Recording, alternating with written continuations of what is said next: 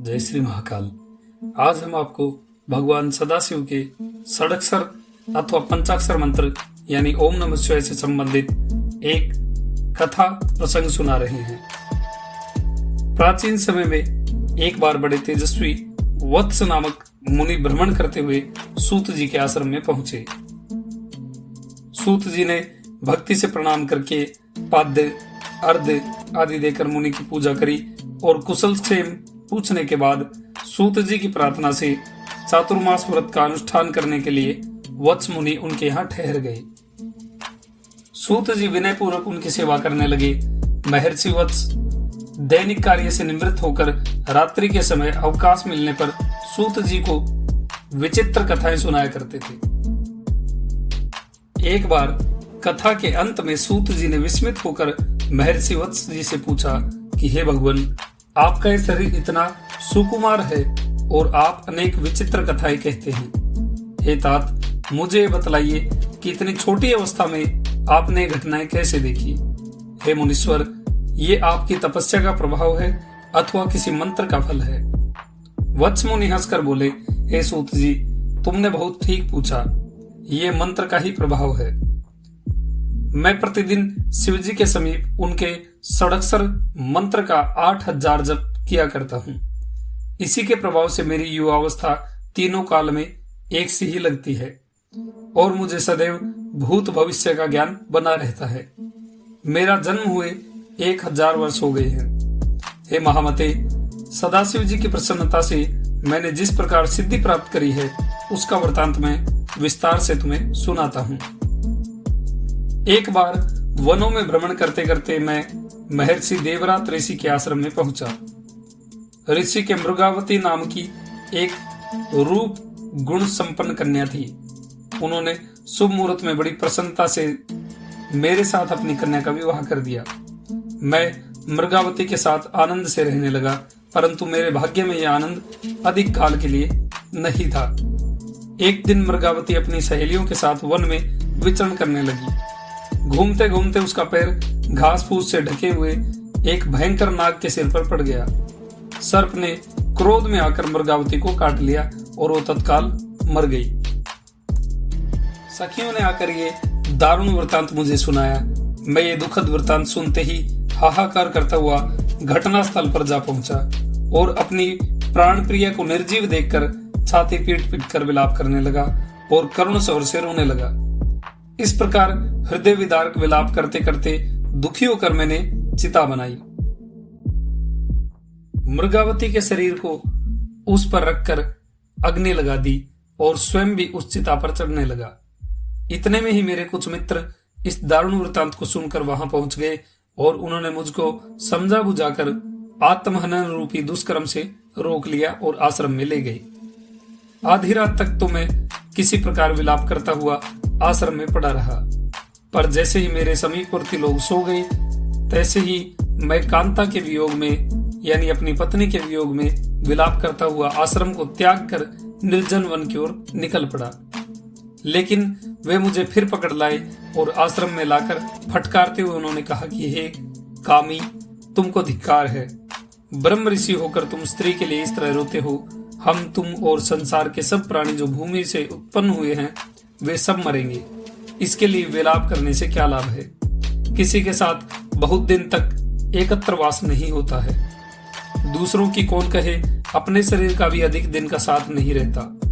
खोई हुई वस्तु, बीती हुई बात और मरे हुए प्राणी के लिए जो पुरुष सोच करता है वो इस लोक और परलोक में भी दुख का पात्र होता है।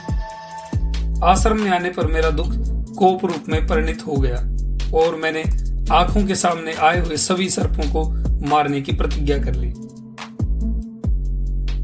एक रात को मैं रोता पीटता फिर निकलकर बहुत दूर चला गया।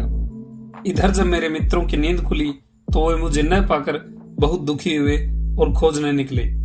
खोजते खोजते किसी प्रकार मेरे समीप पहुंचे और मुझे आश्रम में पकड़ लाए।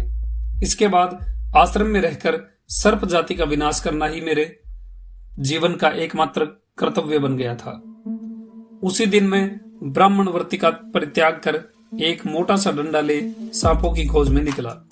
मेरे सामने छोटे बड़े विषैले, काले, पीले जैसे भी सांप पड़े वे सब मेरे दंड प्रहार से काल के गाल में पहुंच गए। इस प्रकार असंख्य सर्पों को मारता हुआ मैं एक दिन एक सरोवर के समीप जा पहुंचा। वहां मुझे एक बूढ़ा बनेला सांप दिखाई दिया। उसको देखते ही मैंने मारने के लिए अपना डंडा संभाला। अपने सिर पर काल को सवार देखकर उस वृद्ध सर्प ने नम्रतापूर्वक कहा कि हे ब्राह्मण सत्तम, मैं यहाँ एकांत में पड़ा अपना जीवन व्यतीत करता हूँ। न किसी से बोलता हूँ और न किसी को कोई कष्ट ही पहुंचाता हूँ। फिर मुझ निरपराधी बूढ़े को आप क्यों मारते हैं? उसने मुझसे बहुत प्रार्थना करी, पर मैंने अपना डंडा उस पर चला ही दिया। डंडा लगते ही सर्प का शरीर तो न जाने कहां चला गया और मुझे अपने सामने सूर्य के समान तेजस्वी एक महापुरुष दिखाई पड़ा। ये घटना देखकर मुझे बड़ा आश्चर्य हुआ और मैं उस पुरुष को प्रणाम करके कहने लगा कि हे महापुरुष, मैंने कोपवश यानी क्रोधवश बहुत गलत कार्य किया है। कृपया मेरा अपराध क्षमा कीजिए। अब दया करके मुझे ये बतलाइए कि आप कौन हैं और आपने सर्प का शरीर क्यों धारण किया था? किसी के श्राप से ऐसा हुआ या ये आपकी एक लीला मात्र थी? उस महापुरुष ने प्रसन्न मन से गंभीर वाणी में उत्तर दिया कि हे मुनि, मैं आपको अपना पूरा वृतांत सुनाता हूं, आप ध्यान पूर्वक सुनने की कृपा करें। इससे पिछले जन्म में मैं चमत्कारपुर में निवास करता था। ईश्वर की दया से मैं परम तेजस्वी और धन धान्य से समृद्ध था। उसी नगर में सिद्धेश्वर महादेव का एक विशाल मंदिर था। एक दिन बड़े उत्साह के साथ उस शिवालय में उत्सव मनाया गया। वहां पर नाना प्रकार के बाजे बजते थे, जिसकी ध्वनि से सारा आकाश भर गया था। उस आवाज को सुनकर हजारों शैव और अन्य शिव भक्त दूर दूर से वहां आ पहुंचे। उनमें से कुछ केवल एक बार भोजन करते, कुछ सूखे पत्ते चबाकर गुजारा करते, कुछ केवल जल पीकर रहते, कुछ वायु पीकर ही संतुष्ट रहते और कुछ एकदम निराहार रहकर भगवान शिव का ध्यान किया करते थे। सब भक्त भगवान सिद्धेश्वर की वंदना करके उनके सामने बैठ जाते और अनेक देव ऋषियों, ब्रह्म ऋषियों और राज ऋषियों की दया, धर्म, सत्य आदि के उपदेश देने वाली विविध प्रकार की कथाएं कहते सुनते थे। भक्तिपूर्ण हृदय वाले कितने ही साधुजन नृत्य, गान, वादन आदि में मगन हो जाते। कुछ धनिक लोग दीन, अंध और दरिद्रों को धन देकर संतुष्ट करते थे। उस समय जवानी के मद में चूर में अपने मित्रों के साथ तमाशा देखने की गरज से वहां जा डटा। मैं अज्ञान से अंधा हो रहा था। मेरे हृदय में शिव की भक्ति तो थी ही नहीं। मैं केवल उस उत्सव में विघ्न डालकर आनंद लूटना चाहता था। अंत में मैंने जीभ लपलपाते हुए एक बड़े भयंकर लंबे जल सर्प को उठाकर उन लोगों के बीच में फेंक दिया। सांप को देखते ही सब लोग डर के मारे इधर उधर भाग गए। केवल एक सुप्रभ नामक महान तपस्वी परमात्मा के ध्यान में निमग्न समाधि लगाए बैठे रहे। वहां वे कमलासन पर विराजमान, अनिग्न, अभेद्य, जरामरण से रहित वैद्यनाथ महेश्वर के ध्यान में लीन थे। परमानंद से उनकी आंखों से आंसू बह रहे थे और सारा शरीर रोमांचित हो रहा था। इस स्थिति में उन महामुनि को कहाँ क्या हो रहा है इसका लेस मात्र भी ज्ञान नहीं रह गया था। सर्प को और कोई तो मिला नहीं, यही समाधिस्थ मुनि मिले। उसने इनके शरीर को भली भांति जकड़ लिया। इसी बीच में सर्वशास्त्र पारंगत परम तपस्वी श्रीवर्धन नामक उनके शिष्य वहां पहुंचे। पूज्य गुरुदेव के शरीर को सांप से जकड़ा हुआ और मुझे उनके समीप ही खड़ा देखकर उन्हें बड़ा क्रोध आया। उनकी आंखें लाल हो गई, होठ फड़कने लगे और क्रोध के मारे आंखों में आंसू भर आए। वे अत्यंत कठोर स्वर में कहने लगे कि यदि मैंने तेज तप किया हो, सच्चे हृदय से गुरु की सेवा की हो और निर्विकल्प चित्त से भगवान महेश्वर का ध्यान किया हो, तो ये ब्रह्मांडाधम इसी समय सर्प योनि को प्राप्त हो जाए। उन महातपस्वी का वचन अन्यथा कैसे हो सकता था? श्राप देते ही मैं मनुष्य से सर्प बन गया। कुछ देर बाद सुप्रभ मुनि का ध्यान टूटा। उन्होंने अपने शरीर में लिपटे हुए एक भयंकर सर्प को और पास ही सर्प के आकार में मुझ और अपने आसपास भयभीत जन समुदाय को देखा। तुरंत सब बातें उनकी समझ में आ गई। वे मेरी ओर कृपापूर्ण दृष्टि से देखते हुए श्रीवर्धन से बोले कि वत्स, तुमने इस दीन ब्राह्मण को श्राप देकर तपस्वियों के योग्य कार्य नहीं किया। जो मान और अपमान को समान समझता है, पत्थर और सोने में भेद नहीं देखता, शत्रु और मित्र को एक सा मानता है, वही तपस्वी सिद्ध पद पा सकता है। तुमने बिना समझे बूझे इसको श्राप दे दिया, इसलिए इसके सब अपराध क्षमा करके इसे श्राप से मुक्त कर दो। परम सत्यवादी श्रीवर्धन ने हाथ जोड़कर विनय पूर्वक कहा कि हे पूज्यपाद गुरुवर, अज्ञान से अथवा ज्ञान से मेरे मुख से जो कुछ निकल गया वो कभी अन्यथा नहीं हो सकता। इसके लिए आप मुझे क्षमा करें। जब हंसी में भी मेरे मुख से निकले हुए वचन झूठे नहीं हुए हैं, तो श्राप के निमित्त कहे गए वाक्य कैसे झूठे हो सकते हैं। सूर्य देव चाहे पूर्व दिशा को त्याग कर पश्चिम दिशा में उदित हो जाए, अगाध और अनंत महासागर सूख कर मरुस्थल बन जाए, सुमेरु पर्वत नष्ट हो जाए, पर मेरा वचन मिथ्या नहीं हो सकता। आप मेरी इस दृष्टता को क्षमा करके मुझे अनुग्रहित करें। महर्षि सुप्रभ ने कहा कि मैं अच्छी तरह जानता हूं कि तुम्हारे वचन मिथ्या नहीं हो सकते।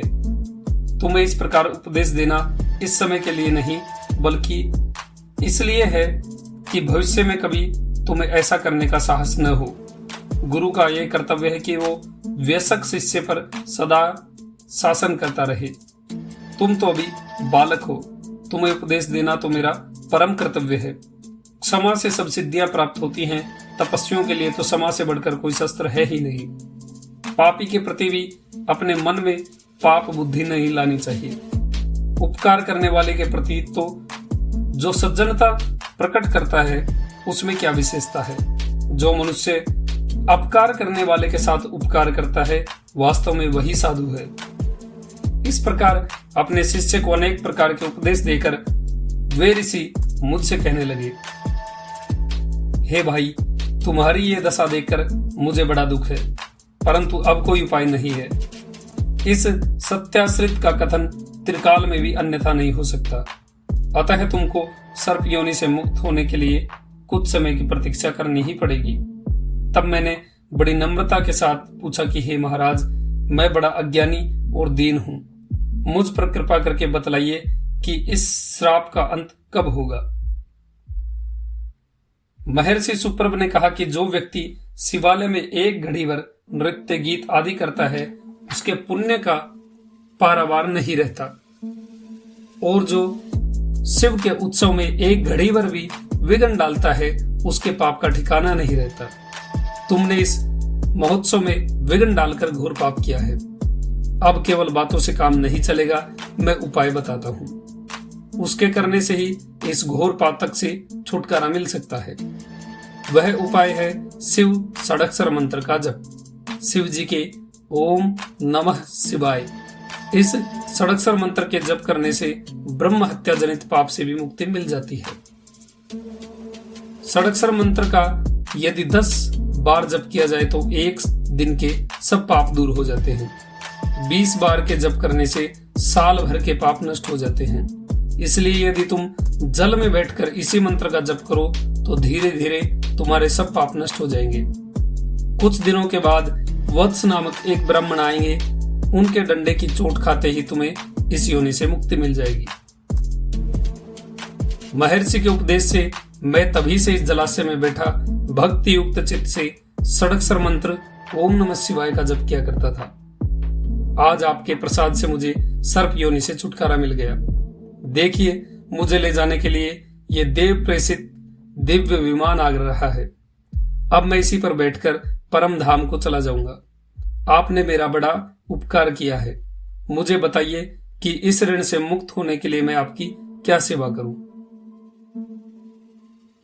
वत्स ने कहा कि यदि आप मेरा कुछ उपकार करना चाहते हैं तो मुझे ऐसा उपाय बताइए जिससे मेरा यह दुख दूर हो जाए।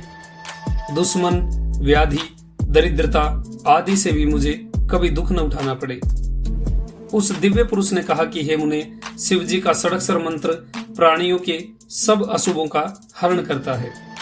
आप उस मंत्र का यथाशक्ति दिन रात जप करिए। इससे आपकी सभी कामनाएं पूरी होंगी और आप सब पातकों से मुक्त होकर स्वर्ग, मोक्ष आदि जो कुछ चाहेंगे सब अनायास ही आपको मिल जाएगा। षडक्षर मंत्र के जप से दान, तीर्थदान, व्रत, तप, गया श्राद्ध और सहस्त्र गोदान का फल मिल जाता है। अधिक क्या, ब्रह्म ज्ञान प्राप्त करने वाले योगी को जो पद मिलता है वही पद षडक्षर मंत्र का जप करने वाले को भी मिलता है। इसलिए हे मुने, आप षडक्षर मंत्र का जप कीजिए। इससे आपकी सब कामनाएं पूर्ण हो जाएंगी और दुख भी दूर हो जाएगा। मैंने आपको ये परम गोप्य मंत्र बता दिया है, परंतु हे द्विजवर, ये मंत्र तभी सिद्ध और फलदायक होगा जब आप पूर्ण रूप से हिंसा का परित्याग कर देंगे। सब वेदों में अहिंसा ही परम धर्म बतलाया गया है। ब्राह्मण के लिए अहिंसा का पालन करना परम आवश्यक है। अहिंसा को न मानकर जो मनुष्य जीवों का वध करता है उसके महाप्रलय पर्यंत घोर नरक में निवास करना निश्चित है। चर और अचर प्राणियों को जो अभय देता है वही इस लोक में अनेक तरह के सुख भोग कर स्वर्ग को जाता है। उस दिव्य पुरुष का वचन सुनकर वत्स ने कहा कि मैंने वृद्धों के मुख से सुना है कि हिंसा जन्य पाप सबको नहीं लगता। राजा लोग वन में असंख्य जीवों को मारते हैं किंतु उनको इसका पाप नहीं लगता। वैद्यों ने मांस का भक्षण परम हितकारक बताया है। उसके सेवन से शरीर पुष्ट होता है और आयुष्य की वृद्धि होती है। हे महामते, मुझे इस विषय में बड़ा संदेह है, आप इसको दूर कीजिए। आप जो कहेंगे उसे मैं अवश्य मान लूंगा। उस दिव्य पुरुष ने उत्तर दिया कि ये मांस के लालची महापापियों और दुर्जनों की कपोल कल्पना है। ऐसे निर्दयी पापी लोग सोचनीय है। मांस का भक्षण करना तो परम दोष है।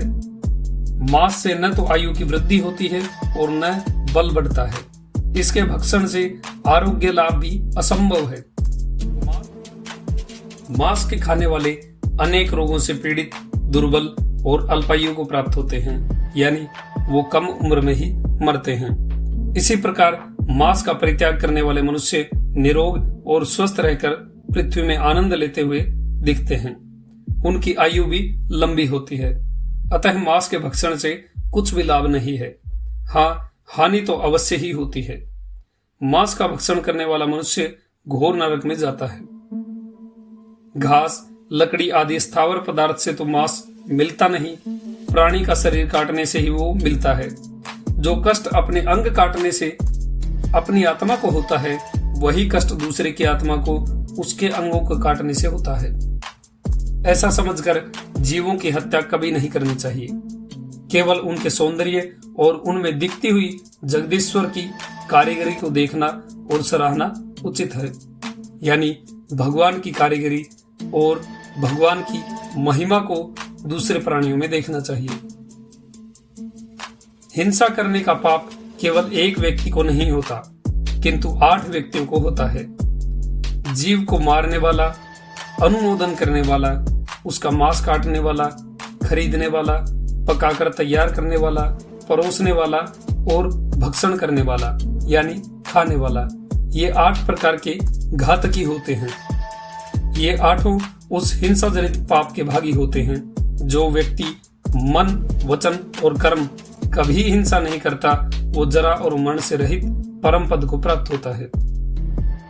जो केवल साग, मूल और फलों का खाने वाला हो और ब्रह्मचार्य का पूर्ण रूप से पालन करता हो, किंतु हिंसा से पृथक न हो, तो उसे किसी प्रकार का फल नहीं मिलता। सैकड़ों वर्ष घोर तपस्या करने वाले हिंसक मनुष्य से अहिंसा धर्म का पालन करने वाला दयालु पुरुष कहीं अधिक अच्छा होता है। दयावान पुरुष जिस किसी वस्तु की इच्छा रखता है वो उसे अवश्य मिल जाती है। इस प्रकार अहिंसा में उपदेश देकर वो दिव्य पुरुष उत्तम विमान पर चढ़कर स्वर्गलोक को चला गया। उसके चले जाने पर मेरे मन में निष्कारण इतने सर्पों को मारने का बड़ा पश्चाताप हुआ और मैं अनेक प्रकार से विलाप करने लगा।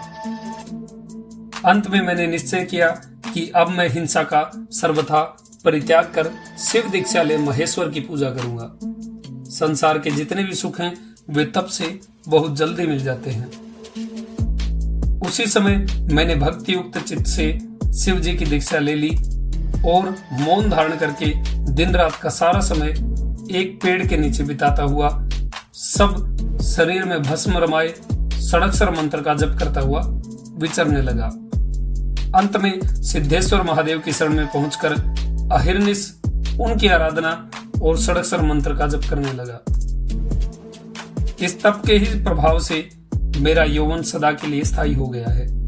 मुझे ऐसी सिद्धि प्राप्त हो गई है कि जिससे मैं एक स्थान पर बैठे हुए दूसरे स्थान और दूसरे लोगों का वृत्तांत जान सकता हूं।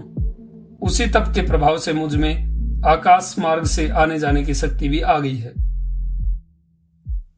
इस प्रकार सूत जी के प्रश्नों का उत्तर देकर वत्स जी लोक लोकांतर में भ्रमण करते हुए तथा जीवन का अनुत्तम आनंद लेते हुए अंत में शिवलोक को प्राप्त हुए। तो ये था ओम नमः शिवाय भगवान शिव के षडक्षर मंत्र का महात्म्य। कथा अच्छी लगी हो तो वीडियो को लाइक करें, शेयर करें। आपका दिन शुभ हो। महादेव कृपा करें।